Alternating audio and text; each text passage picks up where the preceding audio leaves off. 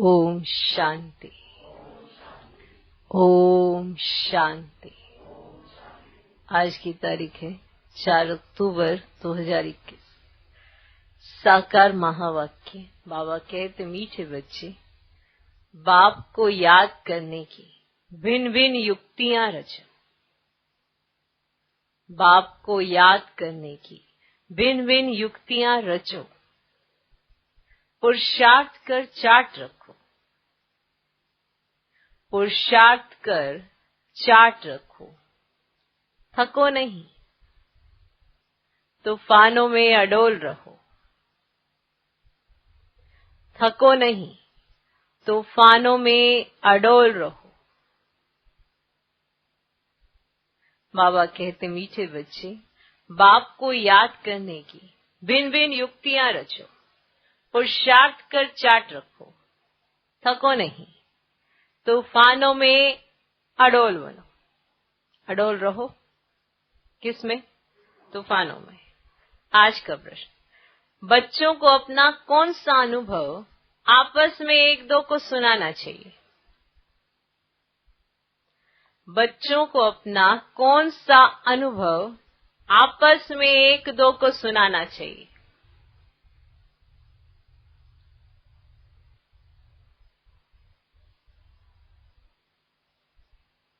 उत्तर, हम बाप को कितना समय और कैसे याद करते हैं?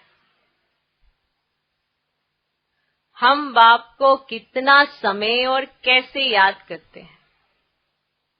भोजन के समय बाप की याद रहती है या अनेक प्रकार के विचार आ जाते हैं?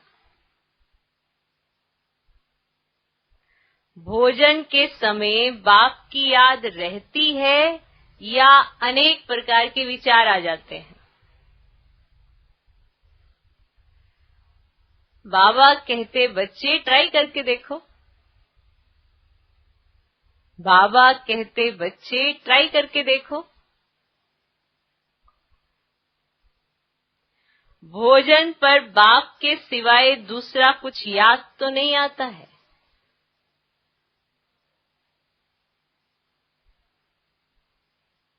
भोजन पर बाप के सिवाय दूसरा कुछ याद तो नहीं आता है। फिर आपस में एक दो को अनुभव सुनाओ। फिर आपस में एक दो को अनुभव सुनाओ। दूसरा, कोई भी दर्दनाक सीन देखते हमारी स्थिति कैसी रही? कोई भी दर्दनाक सीन देखते हमारी स्थिति कैसी रही? इसका भी अनुभव सुनाना चाहिए।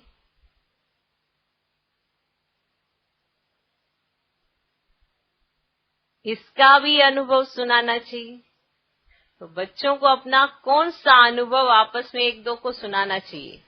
उत्तर, हम बाप को कितना समय और कैसे याद करते हैं? भोजन के समय बाप की याद रहती है या अनेक प्रकार के विचार आ जाते हैं? बाबा कहते, बच्चे ट्राई करके देखो। भोजन पर बाप के सिवाय दूसरा कुछ याद तो नहीं आता है। फिर आपस में एक दो को अनुभव सुनाओ।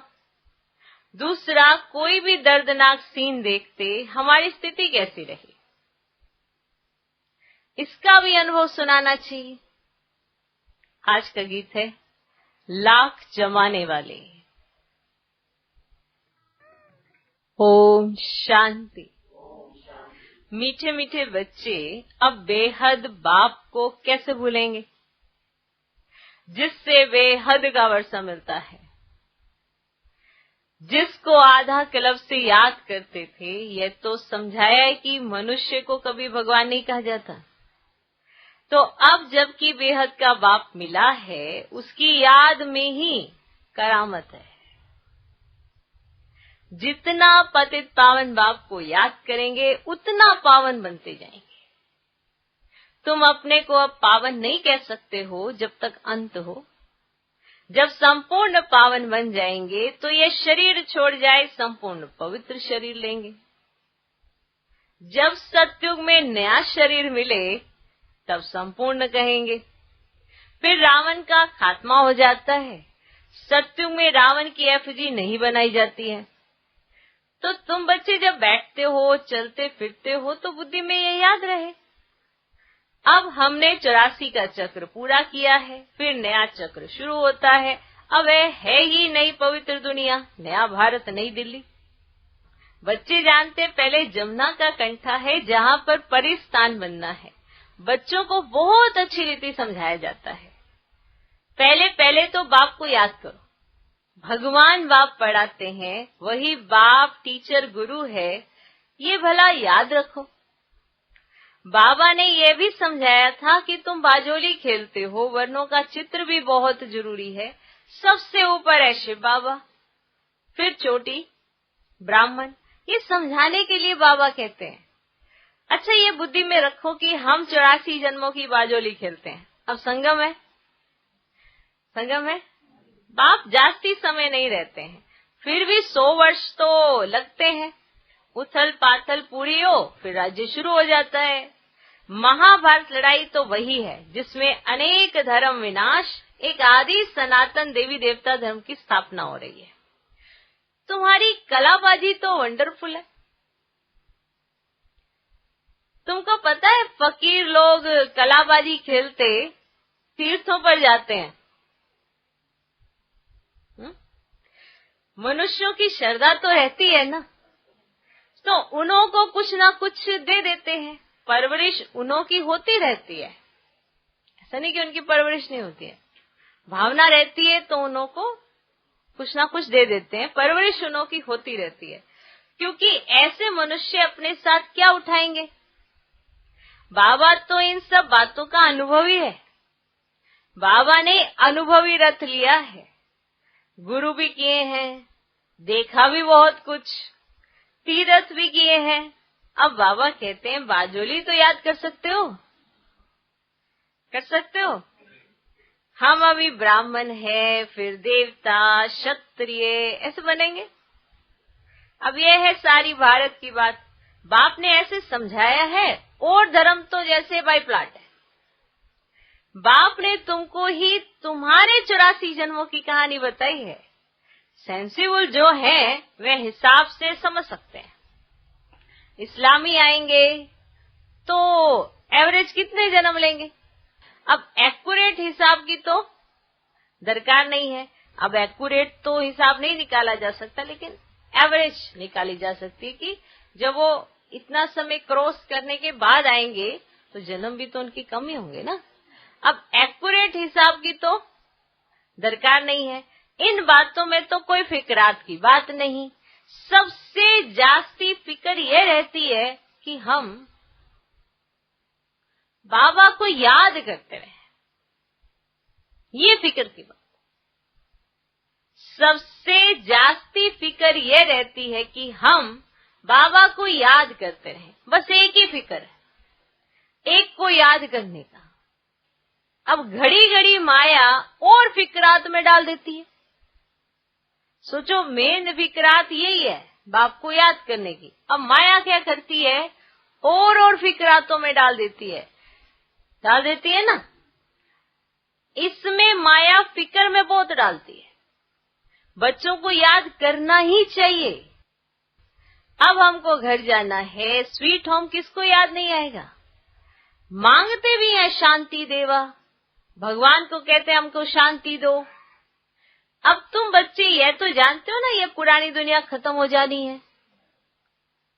ये भी तुम्हारी बुद्धि में है, और मनुष्य तो घोर अंधियारे में है।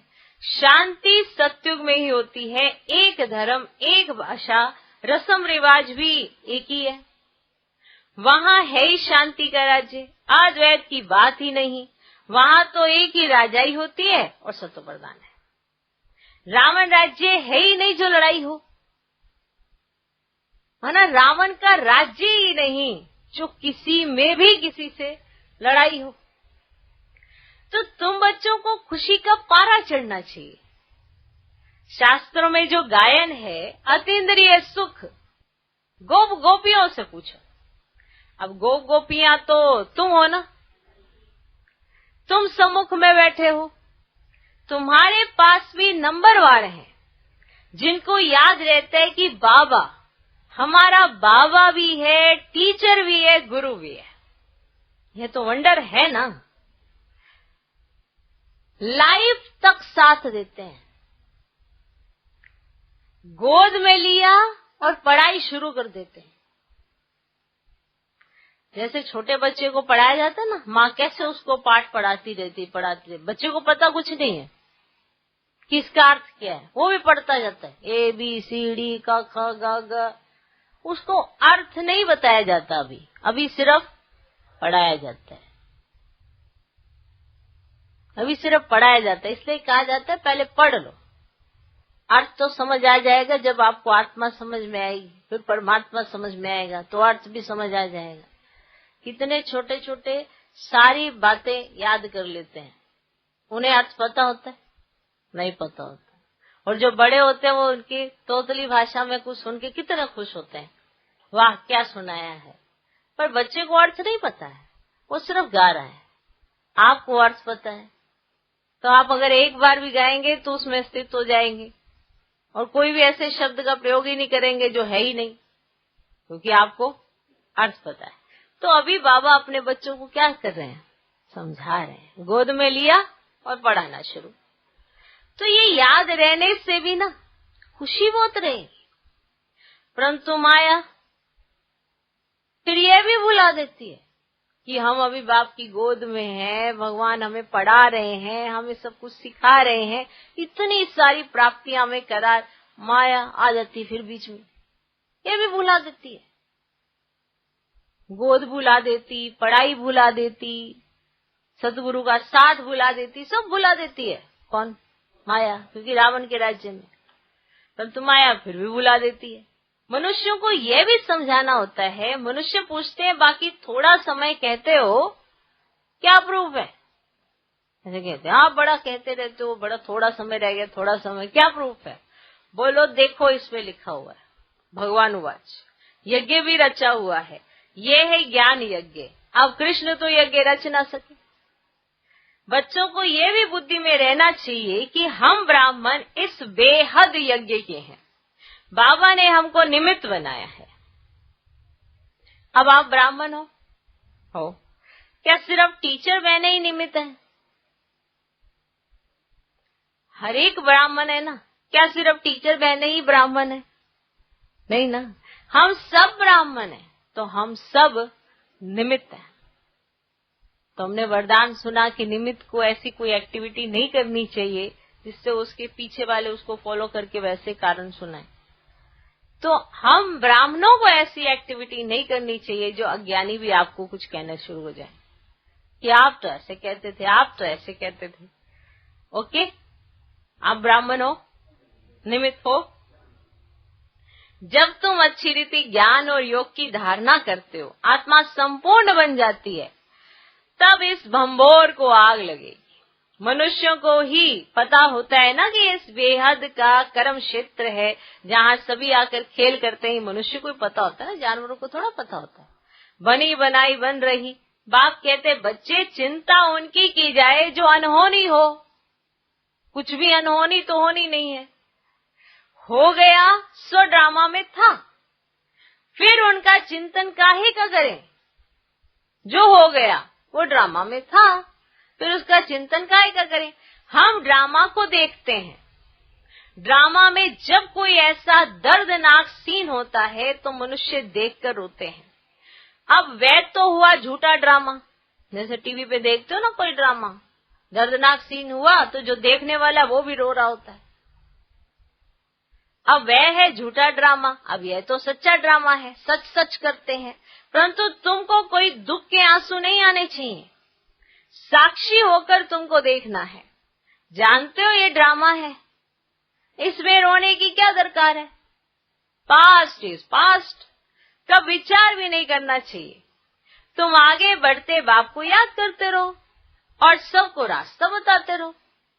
बाबा तो राय देते हैं, बाबा तो राय देते रहते हैं। त्रिमूर्ति के चित्र तुम्हारे पास बहुत हैं, क्लियर लिखा हुआ है, ये शिव बाबा, ये वर्षा। तुम बच्चों को ये चित्र देखने से बहुत खुशी होनी चाहिए। बाबा से हमको विष्णुपुरी का वर्षा मिलता है, पुरानी दुनिया तो खत्म होनी है। बस ये चित्र सामने रख दो, इसमें खर्चा तो कुछ है ही नहीं, झाड़ भी बहुत अच्छा है। रोज सवेरे उठकर विचार सागर मंथन करो, अपना टीचर आप पे ही बनकर पढ़ो।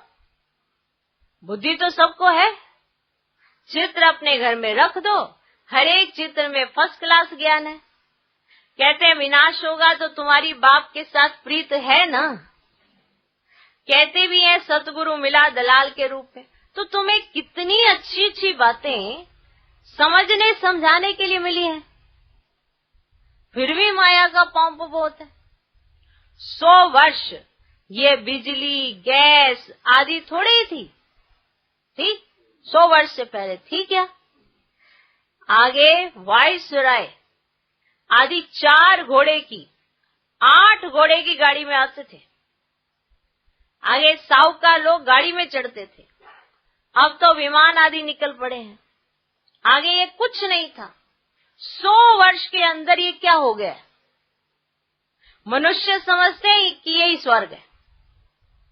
अब तुम बच्चे जानते हो स्वर्ग तो स्वर्ग है, ये सब पाई पैसे की चीजें हैं, इनको आर्टिफिशियल पंप कहा जाता है। अब तुम बच्चों को यही पूछना चाहिए कि हम बाप को याद करें जिसमें ही माया विघन डालती है। बाबा अपना मिसाल भी बतलाते हैं, भोजन खाता हूँ, बहुत कोशिश करता हूँ याद में रह खाऊं, फिर भी भूल जाता हूँ। तो समझता हूँ बच्चों को तो मेहनत बहुत होती होगी। अच्छा बच्चे तुम ट्राई करके देखो, बाबा की याद में रहकर दिखाओ, देखो सारा समय याद ठहर सकती है। अनुभव सुनाना चाहिए, बाबा सारा समय याद ठहर नहीं सकती है, बहुत किस्म किस्म की बातें याद आ जाती हैं। बाबा खुद अपना अनुभव बताते हैं, बाबा ने जिसमें प्रवेश किया ये भी पुरुषार्थी है, इन पर तो बड़े झंझट है। बड़ा कहलाना, बड़ा दुख पाना। कितने समाचार आते हैं, विकारों के कारण कितना मारते हैं, घर से निकाल देते हैं। बच्चियां कहती हैं मैं ईश्वर की शरण में आई हूँ, कितने विघ्न पड़ते हैं, कोई के पास शांति नहीं है। तुम बच्चों को खातिरी है, अभी पुरुषार्थ कर श्रीमत पर से शांति में रहते हो। इस बाबा ने यहाँ भी, मैंने ऐसे नहीं कि सिर्फ सत्य में, बाबा कहते, ये ब्रह्मा बाबा बता रहे हैं वही बात जो हमें बड़े अच्छे लगते हैं। इस बाबा ने यहाँ भी कई ऐसे घर देखे हैं जहाँ आपस में मेल मिलाप में बहुत रहते हैं, सभी बड़ों की आज्ञा में चलते हैं। मेल मिलाप कहाँ होता है? वहीं जहाँ बड़ों का कहना माना जाता है, वहाँ मेल मिलाप हो जाता है। ऐसा नहीं कि बात नहीं होती, पर बात को निकाल दिया जाता है क्योंकि संस्कार है ना। पर बाबा ने ऐसे ऐसे घर देखे, सब ऐसे आपस में मिलजुल के रहते हैं कि कोई आवाज ही नहीं आती। तो कहते कि सभी बड़ों की आज्ञा से चलते हैं। कहते हैं हमारे पास तो जैसे स्वर्ग लगा पड़ा है। बाबा ने ऐसे घर देखे हैं, बाबा को बड़ी खुशी होती थी कि क्योंकि उनके घर में कोई झगड़ा ही नहीं होता। तो जब कोई झगड़ा ही नहीं होता तो कहते हमारे पास तो यहाँ पर स्वर्ग लगा पड़ा है। अभी बाबा तुमको ऐसे स्वर्ग में ले जाते हैं जहाँ सब प्रकार के सुख हैं। देवताओं का 36 प्रकार का भोजन गाया हुआ है। अब तुम स्वर्ग का वर्षा बाप से लेते हो, वहाँ तो कितने स्वादिष्ट वैभव खाते रहेंगे और पवित्र होंगे। अब तुम उस दुनिया के मालिक बनते हो, राजा रानी प्रजा में फर्क होगा ना। आगे राजाएं लोग बहुत भपके में रहते थे, यहाँ तो ठहरे पते तो रावण के राज्य में। तो विचार करो सत्यों में क्या होगा। सामने चित्र लक्ष्मी नारायण के रखे हैं, कृष्ण के लिए तो झूठी बातें लिख बदनामी कर दी है। झूठ माना झूठ, सच की रत्ती भी नहीं। अब तुम समझते हो स्वर्ग के मालिक थे, फिर 84 जन्म ले बिल्कुल शुद्ध बुद्धि बन गए हैं, क्या हाल हो गया। अब फिर पुरुषार्थ कर क्या बनते हो। बाबा पूछते भी है ना कि तुम क्या बनेंगे, तो सब हाथ उठाते हैं सूर्यवंशी बनेंगे। हम तो माता पिता को पूरा फॉलो करेंगे, कम पुरुषार्थ थोड़ी करेंगे। सारी मेहनत याद और आप समान बनाने पर है। आप जैसे होंगे आप वैसा बनाएंगे। अब आप अगर अपने में कमी पाएंगे तो दूसरों की कमी तो कैसे दूर कर पाएंगे। तो बाबा कहते सारी मेहनत याद और आप समान बनाने पर है। इसीलिए बाप कहते जितना हो सके सर्विस करना सीखो। है वो सहज, ये शिव बाबा, ये विष्णुपुरी, लक्ष्मी का राज्य होगा, ये तो बहुत अनुभवी है। सीढ़ी पर तुम समझा सकते हो। तुम बच्चों को ये झाड़ चक्र देखने से ही बुद्धि में सारा ज्ञान आ जाना चाहिए। ये जो लक्ष्मी नारायण है, इन्हों की राजधानी कहाँ चली गई, किस से लड़ाई की, जिससे हराया। अब तो वह राज्य है ही नहीं ना, तो इन ईश्वरीय बातों को कुछ नहीं जानते हैं। तो तुम बच्चों को ये भी साक्षात्कार हुआ है, कैसे गुफाओं खानियों से जाकर सोने हीरे आदि ले आते। अब ये साइंस तुम्हारे सुख के लिए ही होगी। यहाँ है दुख के लिए, वहाँ एरोप्लेन भी फुल प्रूफ होंगे। बच्चों ने शुरू में ये सब कुछ साक्षात्कार किया हुआ है, पिछाड़ी में भी तुम बहुत साक्षात्कार करेंगे। ये भी तुमने साक्षात्कार किया है। चोर लूटने आते हैं, फिर तुम्हारी शक्ति का रूप देख भाग जाते हैं। वे सब बातें पिछाड़ी की हैं। चोर लूटने तो आएंगे, तुम बाप की याद में खड़े होंगे तो एकदम भाग जाएंगे। अब बाप कहते बच्चे खूब पुरुषार्थ करो। मुख्य बात है पवित्रता की। एक जन्म पवित्र बनना है, मौत तो सामने खड़ा है। कुदरती आपदाएं बहुत कड़ी आएंगी, जिसमें सब खत्म हो जाए। शिव बाबा इन द्वारा समझाते हैं, इनकी आत्मा भी सुनती है। ये बाबा सब बतलाते हैं। शिव बाबा को तो अनुभव नहीं है, अब बच्चों को अनुभव होता है। माया के तूफान कैसे आते हैं, तो पहले नंबर में ये है, तो इनको ये सब अनुभव होगा। तो इसमें डरना नहीं है, अडोल रहना है। बाप की याद में रहने से ही शक्ति मिलती है। कोई बच्चे चार्ट लिखते हैं, फिर चलते चलते बंद कर देते हैं। बाबा समझ जाते हैं थक गया है। कहीं बड़े उमंग उत्साह से चार्ट लिखना शुरू करते हैं, 2 दिन लिखते हैं, बंद कर देते हैं। फिर उन्हें रिमाइंड कराओ, फिर शुरू करेंगे, फिर बंद कर देते हैं। फिर उन्हें रिमाइंड करो, फिर करेंगे, फिर बंद कर देंगे। माना ये चलता ही रहता है। पर वो स्वयं का कल्याण समझने अर्थ ये चार्ट नहीं लिखते हैं। बस इसीलिए कभी लिखते हैं, कभी नहीं लिखते। तो कोई बच्चे चार्ट लिखते हैं, फिर चलते चलते बंद कर देते हैं। बाबा समझ जाते हैं थक गया है। पालौकिक बाप जिससे इतना बड़ा वर्षा मिलता है, ऐसे बाप को कभी पत्र भी नहीं लिखते हैं, याद ही नहीं करते। ऐसे बाप को तो कितना याद करना चाहिए। शिव बाबा हम आपको बहुत याद करते हैं। बाबा आपकी याद बगैर हम भला कैसे रह सकते हैं। जिस बाप से विश्व की बादशाही मिलती है, ऐसे बाप को कैसे भूलेंगे। एक कार्ड लिखा, वह भी तो याद किया ना। जब आप एक कार्ड बनाते हो कि बाबा के लिए कार्ड लिखा है, कार्ड देंगे बाबा को, तो वो भी तो आपने याद में लिखा ना। लौकिक बाप भी बच्चों को चिट्ठी लिखते हैं, नूरे रतन। स्त्री पति को कैसे चिट्ठी लिखती है, यहाँ तो दोनों संबंध है। ये भी याद करने की युक्ति है। कितना मीठा बाबा है। हमसे क्या मांगते हैं, बताओ क्या मांग लिया उसने हमसे? कुछ भी नहीं। वह तो दाता है, देने वाला है ना, ये लेने वाला नहीं है। अगर कुछ ऐसा रखा है तो वो भी सब कुछ हमारे कल्याण के लिए, सब कुछ। उसे कुछ नहीं चाहिए, वो देता ही देता है। बस अपनी बुद्धि छोटी होने से हर चीज यही समझते हैं, मैं तो ये देता हूँ, मैं तो ये देता हूँ। उसका दिया उसी को दिया, तुमने क्या दिया?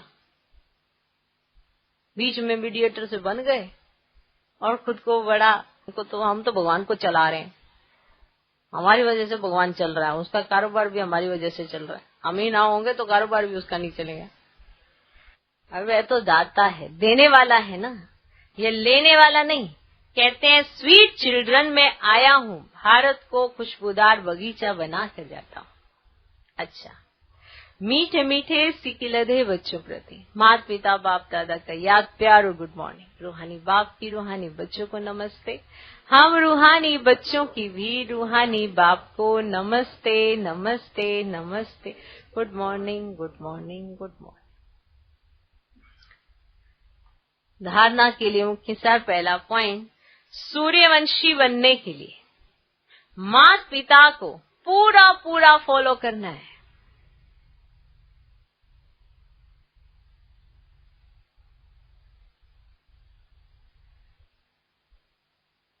सूर्यवंशी बनने के लिए माता पिता को पूरा पूरा फॉलो करना है। याद में रहने की और आप समान बनाने की मेहनत करनी है। याद में रहने की और आप समान बनाने की मेहनत करनी है। दूसरा पॉइंट, पुरुषार्थ कर श्रीमत पर चल शांत रहना है। पुरुषार्थ कर श्रीमत पर चल शांत रहना है। बड़ों की आज्ञा माननी है। बड़ों की आज्ञा माननी है। तो बड़ों का कहना मानना, ये भी अपने आप में एक कला है, सब में नहीं होती है, सब में आ भी नहीं सकती है, क्योंकि हर एक अपने आप को बड़ा समझता है। कोई है यहाँ पे जो अपने आप को छोटा समझता हो? यहाँ तो छोटे भी बड़ों को बड़ा ना समझ के अपने आप को ही बड़ा समझते हैं। पहले कितना अच्छा संस्कार हुआ करता था कि छोटे बड़ों के आगे कुछ नहीं बोलते थे, चाहे वो कुछ भी कह दें, कुछ भी कह दें, बोल नहीं सकते, ये संस्कार होता था। आज क्या है? आज जो बोल लेते हैं उनके आगे बड़े कुछ नहीं बोल पाते हैं, क्योंकि बड़ों को क्या लगता है कि अपनी इज्जत अपने हाथ में है, भाई क्या जरूरत है बोलने की। नहीं, पर अंदर तो उन्हें पता ही होता है ना कि इन्होंने नहीं माननी हमारी बात।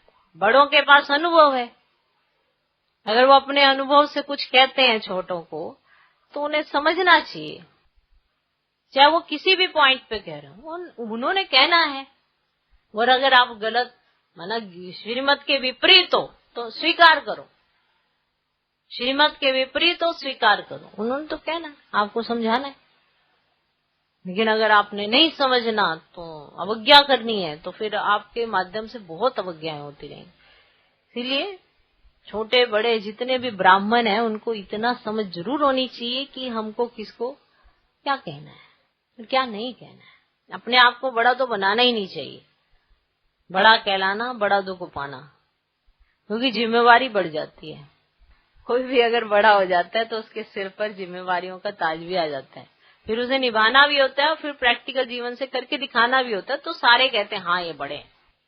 तो बड़े अनुभव से आपको कोई गाइड करते हैं तो उसको समझना चाहिए, और अगर आप समझ जाते हैं तो आप बाप के दिल पर अपना वो लगवा लेते हैं ना स्टैंप, कि भगवान ने जो समझाया इन्हें समझ में आ गया।